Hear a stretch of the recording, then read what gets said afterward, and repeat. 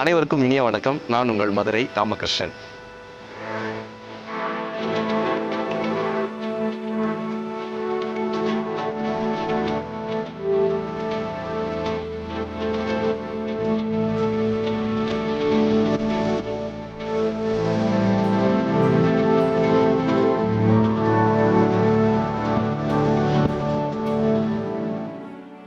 கல் தோன்றி மண் தோன்றா காலத்தே வாளோடு முன் தோன்றிய மூத்த குடி நமது தமிழ் குடின்னு சொல்லுவாங்க.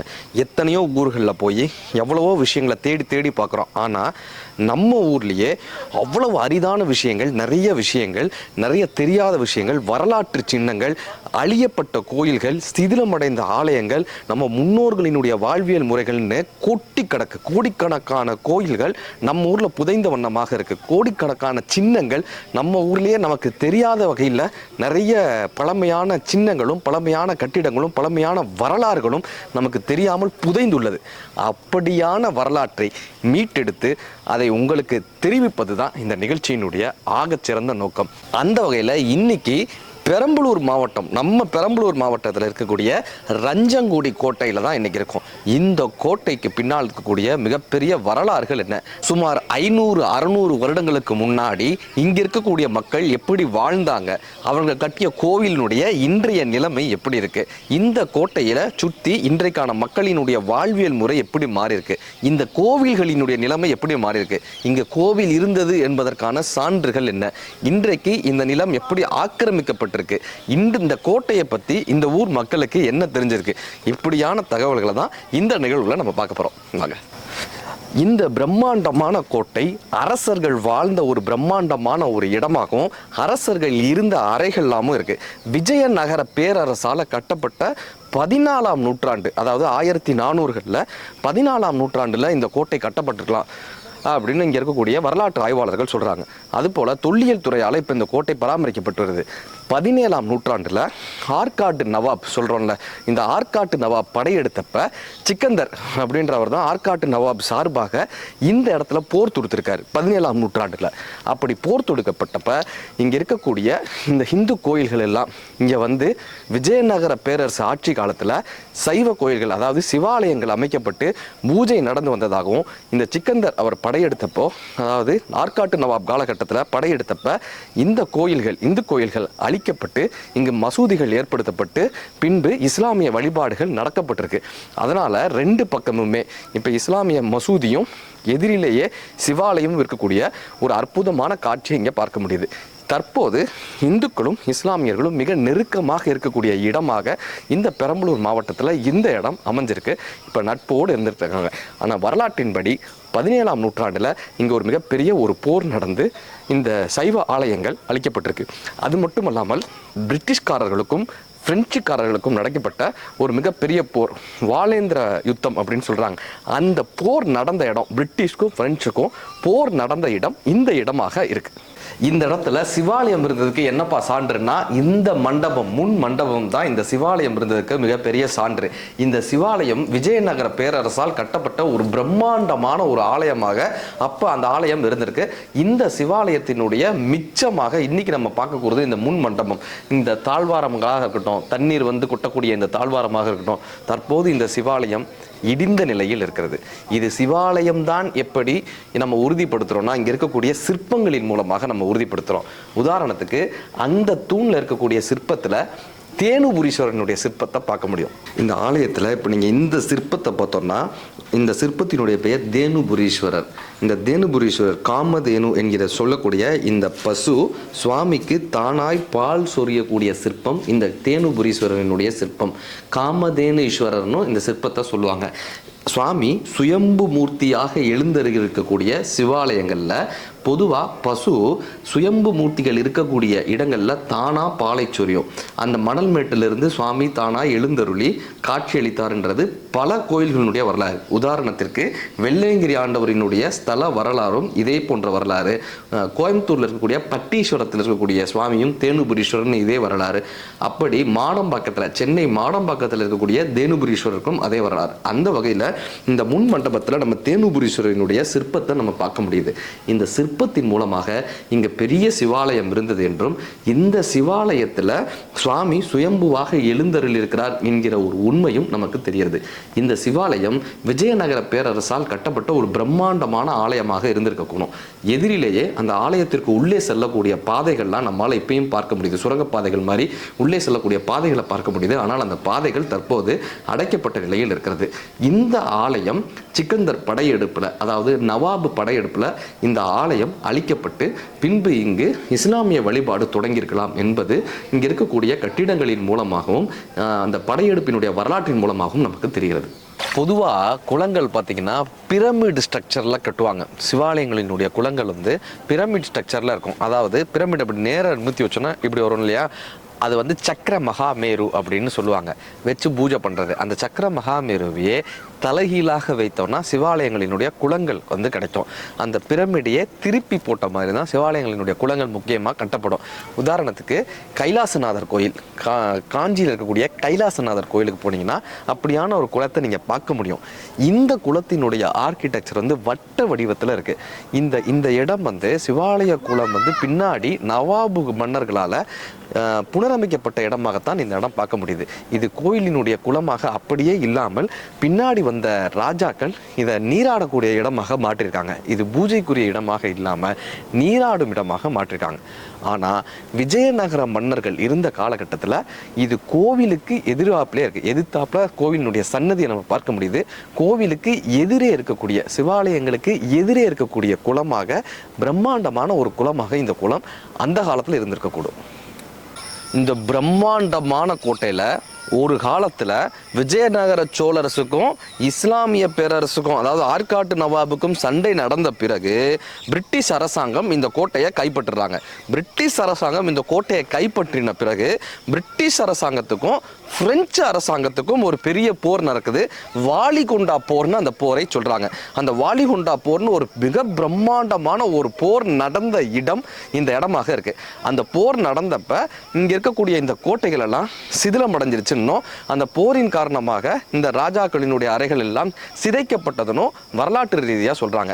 தற்போது இந்த இடம் வந்து ரொம்ப ஒரு புராதனமான இடம். கிட்டத்தட்ட ஒரு 200 வருஷம் 300 வருஷம் பழமையான ஒரு இடத்த, அல்லது ஒரு 500 வருடங்கள் பழமையான ஒரு இடத்த பராமரிப்பு இல்லாமல் பார்ப்பது மிக ஒரு கஷ்டமான ஒரு விஷயமா இருக்கு. இந்த இடத்தினுடைய ரொம்ப சிறப்பு அம்சம் என்னன்னா, இங்கே வந்து சுற்றி அரண்கள் இருக்கிற மாதிரி முதல்ல வந்து ஒரு காம்பவுண்டு சுவர், அழகான ஒரு சுற்றுச்சுவர், கல் சுவராக இருக்கக்கூடிய முதல் லேயராக இங்கே பிரிச்சிருக்கிறது தான் இந்த கட்டிடத்தினுடைய அல்லது இந்த கோட்டையினுடைய மிகப்பெரிய ஒரு பலமே. 4 தளங்களை இந்த கட்டிடங்கள் பிடிச்சிருக்காங்க. 4 பாதுகாப்பு அரண்களை பிடிச்சிருக்காங்க. முதல்ல ஒரு மிகப்பெரிய ஒரு கோட்டை சுவர். அந்த கோட்டை சுவர் இப்போது சிதிலமடைந்த நிலையில் இருக்குது. அடுத்ததாக ஒரு பெரிய சுனை நீர் இருக்கிற மாதிரியான இடம். ராஜாக்கள் வாழக்கூடிய அந்த மகாராஜாக்கள் இருக்கக்கூடிய அறைகள், அதை எல்லாத்தையும் தாண்டி பூஜைகள் செய்யக்கூடிய இடங்கள், வழிபாட்டு தலங்கள்னு ஒரு 4 லேயர்ஸாக இந்த கோட்டையை பிரிச்சிருக்காங்க. இன்னைக்கு கிட்டத்தட்ட ஒரு 500-600 வருடங்கள் தாண்டியும் அந்த காலத்து மனிதர்கள் எப்படி வாழ்ந்தாங்கன்னு நம்ம பார்க்கக்கூடிய ஒரு காலச்சக்கரமாக இந்த கோட்டை நமக்கு அந்த கால மனிதர்களினுடைய சான்றாக இருக்குது.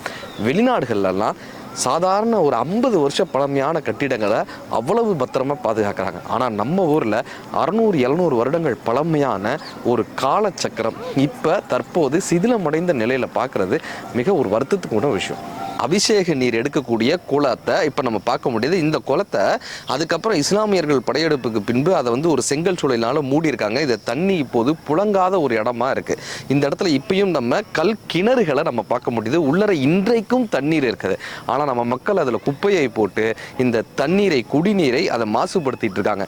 ஆனால் இது ஒரு காலகட்டத்தில் கோயில் அபிஷேகத்துக்கான நீராக இருந்திருக்கக்கூடிய மிகப்பெரிய சான்றுகளை நம்ம பார்க்க முடியுது. ஏன்னா இந்த 2 தூண்களை வைத்து இறைக்கக்கூடிய தன்மை இந்த இடத்துல தான் இருந்திருக்கு. அந்த 2 தூண்களினுடைய மிச்சமாக இருக்கக்கூடிய இந்த 2 தூண்கள் இது கோவிலுக்கான கிணறு என்று காட்டக்கூடிய வரலாற்று சான்றாக இந்த 2 தூண்கள் இருக்கு. இப்போ நம்ம பார்க்கக்கூடிய இந்த இடம் ஒரு காலகட்டத்தில் ஆஞ்சநேயர் சன்னதியாக இருந்ததுன்னு சொல்கிறாங்க. இங்கே ஆஞ்சநேயருக்குன்னு தனியாக ஒரு ஆலயம், பிரம்மாண்டமான ஆலயம் இருந்ததாகவும், ஆஞ்சநேயர் சன்னதி தனியாக இருந்து ஆஞ்சநேயரனுடைய பூஜை தனியாக நடக்கப்பட்டிருக்கு. அதுக்கு என்னப்பா சான்றுனா, விஜயநகர பேரரசில் ஆஞ்சநேயர் வழிபாடு ரொம்ப சிறப்பாக இருக்கும். அவங்க மட்டும்தான் ஆஞ்சநேயர் வாளுக்கு மணி கட்டி வழிபாடு செய்வாங்க. அதே போல் விஜயநகர்கள் கட்டிய இந்த விஜயநகர பேரரசு மன்னர்கள் கட்டின ஆஞ்சநேயர் கோயிலில், அனுமன் கோயில்களில் இப்படி 7 சக்கரங்கள் 7 விளக்குகள் எடுக்கக்கூடிய மாடங்கள் வைப்பாங்க. இது விஜயநகர பேரரசு மட்டுமே இப்படியான ஒரு ஆலயம் கட்டுவாங்க. இந்த 7 விளக்கு என்னப்பா அர்த்தம்னா, உடம்புல 7 சக்கரங்கள் இருக்கும். மூலாதாரம், சுவாதிஷ்டானம், சுக்தி, விஷுக்தி, ஆங்கை, துரியம், துரியாதீத்தம், சகசரம் இப்படிலாம் சொல்லுவாங்க. இப்படியான 7 சக்கரங்களை, இந்த 7 சக்கரங்களையும் மேல் எழுப்பவன் தான் குண்டலினி யோகத்தை அடைய முடியும்னு. ஆஞ்சநேயர் அப்படியான 7 சக்கரங்களை மேல் எழுப்பி குண்டலினி யோகம் அடைந்த மகாமுனி என்கிற காரணத்தினால விஜயநகர பேரரசில் ஆஞ்சநேய வழிபாடு சிறப்பாக இருந்த காரணத்தினால இந்த 7 விளக்குகள் ஏற்றி ஆஞ்சநேயரை வழிபட்டாங்க. அப்படியாக இந்த இடம் ஒரு பிரம்மாண்டமான அனுமன் ஆலயமாக இருந்திருக்க கூடும்னோ, பின்னாடி நடந்த படையெடுப்பில் அந்த கோயில் அழிக்கப்பட்டு இன்றைக்கு இந்த கோவிலினுடைய மிச்சங்களை மட்டும்தான் நம்ம பார்க்க முடியுது. இந்த ரஞ்சன் கோட்டைன்றது மிகப்பெரிய ஒரு பாதுகாப்பான ஒரு கோட்டையாக இருந்திருக்கு. ஏன்னா நம்ம கீழேயே அகழியை பார்க்க முடியுது. அதாவது முதலைகளை விட்டு கோட்டையை சுற்றி தண்ணீர் நிரப்பி அதில் வந்து முதலைகளை விட்டுருப்பாங்க. நீங்கள் தஞ்சாவூர் பெரிய கோயிலில் கூட இப்படியான அகழியை இன்றைக்கும் நம்ம பார்க்க முடியும். அப்படி இங்கே ஒரு பிரம்மாண்டமான ஒரு அகழி இருந்ததுக்கான ஒரு சான்று இருக்குது. ஆனால் அந்த அகழி அழியப்பட்ட நிலையில் இருக்குது. இங்கே முதலைகளை விட்டு இந்த கோட்டைகளை பாதுகாத்திருக்காங்க. அதே போல் இந்த கோட்டைகளில் 4 லேயரில் இது பாதுகாப்பான இடமாக இங்கே ராஜாக்கள் இருந்திருக்க வாய்ப்பு உண்டு. இங்க மேல இருந்து சிப்பாய்கள் 8 திசையிலையும் சுத்தி இருக்கக்கூடிய திசையிலெல்லாம் யார் வராங்கன்னு கண்காணிக்க அளவுல இங்க இந்த ஒவ்வொரு துளைவுலையும் ஒவ்வொரு சிப்பாய்கள் இருந்து எல்லா திசைகளிலும் தொலைநோக்கு பார்வையோட எதிரிகள் வருகிறார்களான்னு பார்க்கக்கூடிய ஒரு இடமாக இந்த இடம் அமைஞ்சிருக்கு. இதில் நம்ம ரொம்ப சிறப்பாக பார்க்க வேண்டியது இந்த கட்டிடத்தில் இருக்கக்கூடிய இந்த செங்கல்கள். இதை வந்து சுதை செங்கல்கள்னு சொல்லுவாங்க. இந்த செங்கல்கள் குறைஞ்சது ஒரு 500-600 வருட பழமையான சுதை செங்கல்கள். இன்னைக்கு இருக்கக்கூடிய செங்கல்களினுடைய நீளத்தையும் அகலத்தையும் வைத்து பார்க்கும்போது இந்த செங்கல்கள் ரொம்ப பழமையான செங்கல்களாக பார்க்கப்படுது. அந்த காலத்தில் செங்கல் ஆலயங்களும் கட்டப்பட்டிருக்கு. கல்லாலயம் கட்டப்பட்ட அதே காலத்தில் செங்கற்காலயங்களும் கட்டப்பட்டுச்சு. அந்த ஆலயங்கள் இந்த சுதை செங்கற்களால் தான் கட்டப்பட்டிருக்கிறது. இந்த இடத்துக்கு பேர், இந்த சிப்பாய்கள்லாம் நின்று எதிரிகள் வர்றாங்களான்னு பார்க்கக்கூடிய இந்த இடம், இதுதான் இந்த கோட்டையிலேயே மிக உயரமான இடம். இந்த இடத்துக்கு பேர் கோட்டை மேடு அப்படின்னு சொல்லியிருக்காங்க. இந்த கோட்டை மேட்டில் இருந்து இந்த சுற்றி இருக்கக்கூடிய இடத்த கண்காணிச்சிருக்காங்க. இந்த இடத்துக்கு கீழேயே ஆண்களுக்கான சிறையும் இருக்குது. ஆண்களுடைய கைதிகளை இந்த கீழே வச்சுருந்துருக்காங்க. அதே போல் பெண் கைதிகளுக்கான தனியான ஒரு அறைகளும் இதே கோட்டையில் இருந்திருக்கு. இங்கே இருக்கக்கூடிய இந்த நீச்சல் குளத்தில் ஒரு காலகட்டத்தில் ராஜாக்கள் குளிச்சிருக்காங்கன்னு சொல்கிறாங்க. இன்னும் பழைய விஜயநகர பேரரசு காலத்தில் இது மிகப்பெரிய ஒரு குளமாக இருந்ததுனோ, பொதுவாக சிவாலயங்களுக்கு எதிரில் வந்து ஒரு பெரிய குளங்கள் இருக்கும் எப்பயுமே. அப்படியான ஒரு குளமாக இந்த குளம் இருந்திருக்க கூடும்னோ, பின்னால் வந்த நவாபு படையெடுப்புக்கு பின்பு, இந்த சிக்கந்தர் படையெடுப்புக்கு பின்பு வந்த மாற்றத்தினால் இந்த குளம் சின்னதாக்கப்பட்டு அங்கே ராஜாக்கள் குளித்ததுக்கான வாய்ப்பு உண்டுன்னு சொல்கிறாங்க. இந்த கோட்டையில் முக்கியமாக சுரங்கப்பாதைகள் அதிகமாக இருக்குது. இந்த சுரங்கப்பாதையின் மூலமாக திருச்சி மலைக்கோட்டை வரை அந்த சுரங்கப்பாதை அமைக்கப்பட்டிருக்கிறதுனோ, எதிரிகள் வரும்போது தப்பித்து செல்வதற்காக இந்த சுரங்கப்பாதைகள் அமைக்கப்பட்டிருக்கணும் சொல்கிறாங்க. இந்த இடம் வந்து கிட்டத்தட்ட 16 கிலோமீட்டர் பெரம்பலூர்லேருந்து, அதாவது சென்னையிலேருந்து திருச்சி போகிற வழியில் பெரம்பலூர்லேருந்து ஒரு 16 கிலோமீட்டர் முன்னாடி, பெரம்பலூர்லேருந்து சென்னை வர்ற வழியில் 16 கிலோமீட்டரில் இந்த இடம் அமைஞ்சிருக்கு. ரஞ்சன் கோட்டை இந்த இடம் அமைஞ்சிருக்கு. சென்னையிலேருந்து ஒரு 250 கிலோமீட்டரில் தான் இந்த இடம் அமைஞ்சிருக்கு. ஒரு நாள் வந்தாக்க இந்த இடத்தினுடைய பழமையான விஷயங்களை நம்மளால் ரொம்ப அருமையாக பார்க்க முடியும். ஒரு காலச்சக்கரமாக இருக்குது சார். இந்த இடம் வந்து காலச்சக்கரம். ஒரு 600 வருடங்களுக்கு முன்னாடி ராஜாக்கள் எப்படி வாழ்ந்திருப்பாங்க. நீங்கள் ஸ்காட்லாண்ட்லாம் போனீங்கன்னா இன்றைக்கும் அந்த அரண்மனைகளை அப்படி பராமரிக்கிறாங்க. அவங்க இதே மாதிரியான அரண்மனைகளை ஸ்காட்லாண்டில் அவங்களுடைய உடைகள்லேருந்து அவங்களுடைய வாள்லேருந்து அப்படி பராமரித்து வச்சுருக்காங்க. அந்த மாதிரி நம்ம ஊரில் இருக்கக்கூடிய பெரிய பெரிய கோட்டைகளை நம்ம பராமரிக்காமல் விட்டாங்க. நமக்கு தெரிஞ்சதே கொஞ்சம் கோட்டைகள் தான். திண்டுக்கல்லில் இருக்கக்கூடிய கோட்டையாக இருக்கட்டும், அதே போல் செஞ்சி கோட்டையாக இருக்கட்டும், இப்படி நமக்கு தெரிஞ்ச கோட்டைகளே ரொம்ப 1-2 கோட்டைகள் தான் இன்றைக்கு மிச்சமே இருக்குது. அந்த வகையில் காலத்தினுடைய மிகப்பெரிய ஒரு சின்னமாக, அந்த காலத்தினுடைய மிகப்பெரிய ஒரு அடையாளமாக, அரசர்களினுடைய மிகப்பெரிய வீரத்தின் வெளிப்பாடாக இந்த ரஞ்சன் கோட்டை அமைஞ்சிருக்கு. இந்த இடத்த பராமரிக்கலைன்றதை விட இப்படி ஒரு இடம் இருக்குன்றதே நம்ம மக்களுக்கு தெரியாமல் இருக்கிறது தான் நம்மளுடைய ஒரு மிகப்பெரிய சவால்னு நினைக்கிறேங்க. இந்த மாதிரி ஒரு இடம் இருக்குது, இப்படி ஒரு கோட்டை இருக்குது, இங்கே ஒரு பிரம்மாண்டமான சிவாலயம் இருந்திருக்கு, ஒரு பிரம்மாண்டமான அனுமனினுடைய சன்னதி இருந்திருக்கு. இந்த நீர்நிலையை பார்க்கும்போது இன்றைக்குமே இந்த நீர்நிலையை, இந்த குளத்தை தூர்வாரினா அழகான ஒரு குளமாக, நீர்நிலையாக, இந்த ஊர் மக்களுக்கு பயன்படக்கூடிய ஒரு பெரிய குளமாக இன்றைக்கும் பயன்படுத்த முடியும்.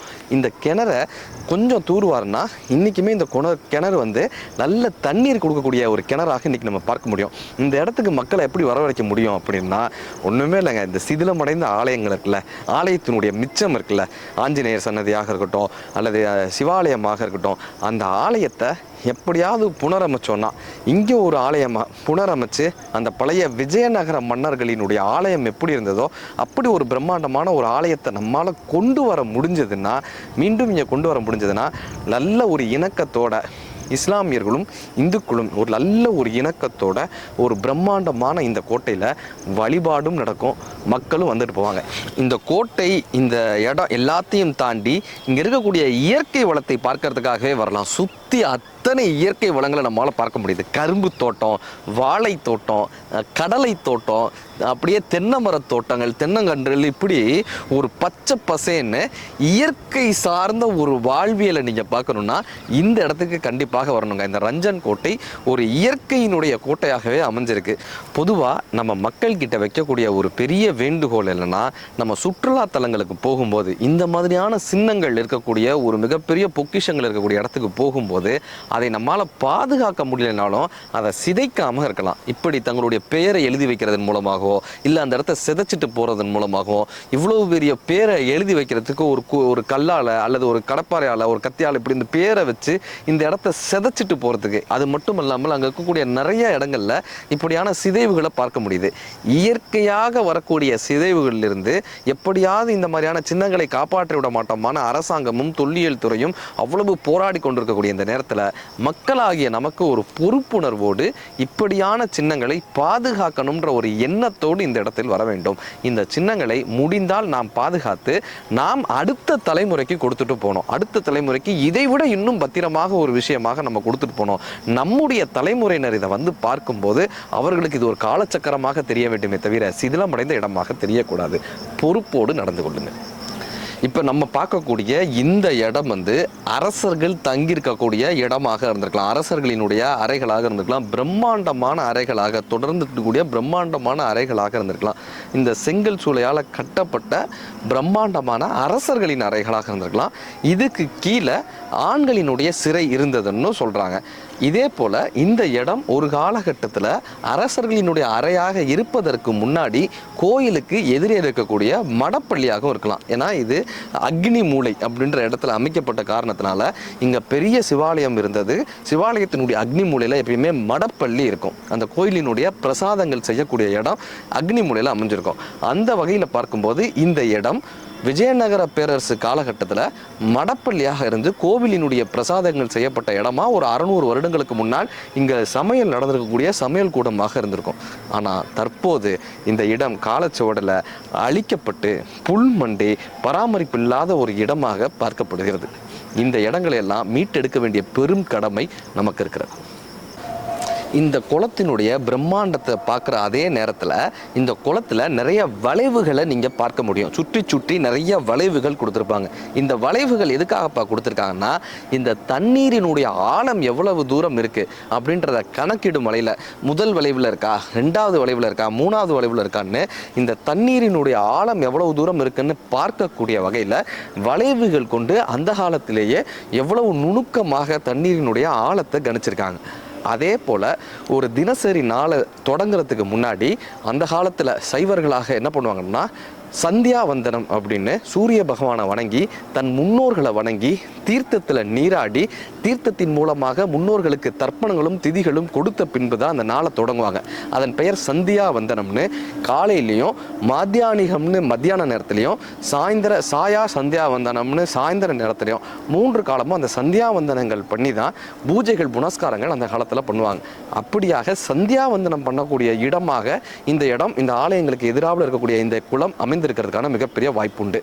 நவாபு படையெடுப்புக்கு பின்பு இந்த இடம் அதுவும் இஸ்லாமிய பூஜைகளுக்கு பயன்படுத்தப்பட்டமையாகவும் இந்த ராஜாக்களினுடைய கோட்டையில் எல்லோரும் நீராடுவதற்கான குளமாகவும் இந்த குளம் பயன்படுத்தப்பட்டிருக்கலாம். இந்த குளத்தினுடைய ஆழத்தை கண்டுபிடிக்கும் அளவிற்கான அழகான ஒரு குளமாக இன்றைக்கும் தண்ணீர் பயன்படுத்தக்கூடிய நிலையில் இருக்கிறது. தமிழ் தாங்க நம்ம கற்றுக் கொடுத்தது. உண்டதே உண்டு, உடுத்ததே உடுத்தி, கண்டதே கண்டு, கேட்டதே கேட்டு, உரைத்ததே உரைத்து, கழிந்தன கடவுள் நாளெல்லாம் அப்படின்னு. எப்பா பேசுனதையே பேசிகிட்டு இருக்க, பார்த்ததையே பார்த்துட்டு இருக்க, போன இடத்துக்கே போயிட்டு இருக்க, வந்ததுக்கே யாரோ சொன்னாங்கன்னு சொல்லி ரொம்ப செலவழித்து எங்கெல்லாமோ போய் பல இடங்களை நம்ம பார்த்துட்டு வரோம். அதில் அவ்வளோ பெரிய மகிழ்ச்சி இருக்கான்னா தெரியல. ஆனால் இப்படியான புதுமையான ஒரு இடங்கள் கால சக்கரத்தினுடைய எச்சங்களாக மிச்சங்களாக மிகப்பெரிய ராஜாக்கள் வாழ்ந்த ராஜ பூமிகள் நம்ம ஊர்ல இருக்கக்கூடிய இடங்களை தேடி தேடி பார்க்கறதுல ஒரு மிகப்பெரிய ஒரு மகிழ்ச்சி. தெரிஞ்ச விஷயத்தையே திரும்ப திரும்ப நம்ம பண்றதை விட, ஒரு நாள் ஒரே மிஷினாக தினமும் சென்று கொண்டே இருப்பதை விட, குடும்பத்தோட ஒரு நாள் இப்படியான விஷயங்களை உங்களுடைய குழந்தைகளுக்கு அறிமுகப்படுத்துங்க, அடுத்த தலைமுறைக்கு அறிமுகப்படுத்துங்க. இப்படியெல்லாம் நம் முன்னோர்கள் வாழ்ந்திருக்காங்கன்ற அந்த பிரம்மாண்டத்தை அறிமுகப்படுத்துங்க. இந்த கால சின்னங்களை பாதுகாக்க வேண்டும் என்ற பொறுப்புணர்வை உங்கள் குழந்தைகளுக்கு அறிமுகப்படுத்துங்க. இந்த ரஞ்சன் கோட்டைக்கு உங்கள் குடும்பத்தோடு வாருங்கள். அழகான இந்த கோட்டையை, அழகான இந்த காலச்சக்கரத்தை, அழகான இந்த பிரம்மாண்டத்தை, அழகான இந்த சின்னத்தை அனுபவிங்கள். நம்ம ஊரில் இருக்கக்கூடிய பழமையான சின்னங்கள், பழமையான ஆலயங்கள், அதனுடைய வரலாறுகள், தமிழனுடைய பாரம்பரியங்கள், இப்படியான ஆன்மீக விஷயங்கள் தொடர்ந்து தெரிந்து கொள்வதற்கு நம்ம நிகழ்ச்சியை தொடர்ந்து கண்டுகளியுங்கள். நான் உங்கள் மதுரை ராமகிருஷ்ணன். நன்றி, வணக்கம்.